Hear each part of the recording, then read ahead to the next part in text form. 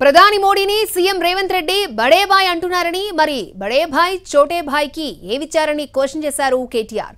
వచ్చే ఎన్నికల తర్వాత రేవంత్ రెడ్డి బీజేపీ తీర్థం పుచ్చుకుంటారని అన్నారు.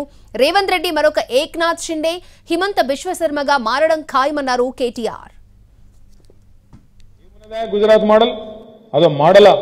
గుజరాత్ మోడల్ అంటే మందిని కాల్చి సంపుడా, గుజరాత్ మోడల్ అంటే బొందబెట్టుడా, మందిని చంపుడా, మతం పేరు మీద చిచ్చు పెట్టుడా అని మాట్లాడింది రేవంత్ రెడ్డి. సరిగ్గా 3 నెలలు కాలే, మరి నిన్నేం పుట్టిందో గుజరాత్ మోడల్ చేస్తా అని మాట్లాడుతున్నాడు.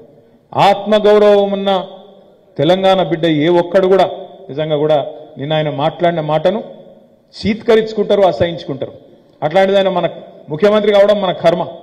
అట్లాంటి ముఖ్యమంత్రి ఈరోజు ఆ వేదిక మీద నిలబడి నిన్న మాట్లాడుతూ ఉంటే నిజంగా సిగ్గనిపించింది.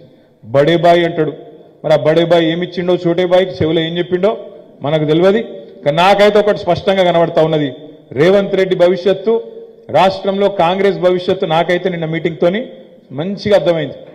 ఖచ్చితంగా రాబోయే రోజుల్లో మహారాష్ట్రలో జరిగినట్టు, అస్సాంలో జరిగినట్టు రేవంత్ రెడ్డి గారు వచ్చే ఎన్నికల తర్వాత బీజేపీ తీర్థం పుచ్చుకోవడం ఖాయమనే మాట మాత్రం నేను మీ పక్కా చెప్తున్నా.